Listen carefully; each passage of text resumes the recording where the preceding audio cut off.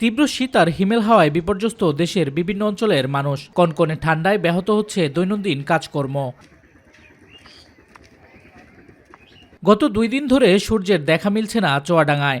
এতে জনজীবনে শীত অনুভূত হচ্ছে। প্রতিদিনই হ্রাস পাচ্ছে তাপমাত্রা। শীতে চরম ভোগান্তিতে পড়েছেন ছিন্নমূল ও নিম্ন আয়ের মানুষ। চুয়াডাঙ্গায় সর্বনিম্ন তাপমাত্রা রেকর্ড করা হয়েছে 12.3 ডিগ্রি সেলসিয়াস। আবহাওয়া অফিস জানায়, গত 2 দিন ধরেই জেলায় তাপমাত্রা কমতে শুরু করেছে। আকাশ মেঘলা থাকায় দেখা মিলছে না সূর্যের। দিন ও রাতের তাপমাত্রার ব্যবধান কমে আসায় শীত বেশি অনুভূত হচ্ছে।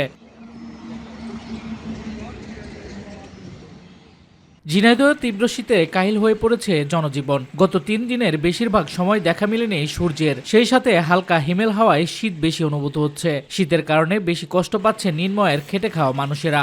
একটু উষ্ণতা পেতে খড়কুটো জ্বালিয়ে শীত নিবারণের চেষ্টা করছে অনেকে। এদিকে শীতের সাথে হালকা কুয়াশার কারণে সড়কগুলোতে হেডলাইট জ্বালিয়ে চলাচল করছে যানবাহন।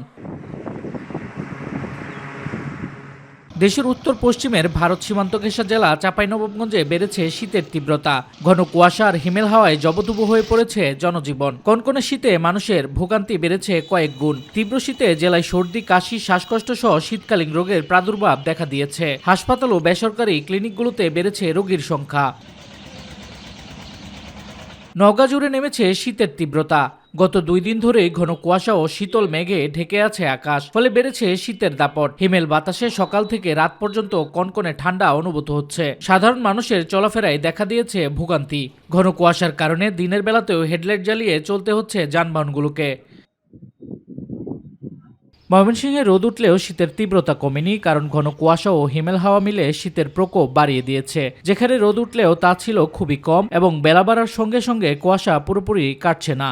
ফলে দিনের বেলাতেও শীত অনুভূত হচ্ছে এবং নিম্ন আয়ের মানুষের ভোগান্তি বাড়ছে। শামস তাবরিজ উচ্ছ্বাস, মাই টিভি নিউজ ডেস্ক।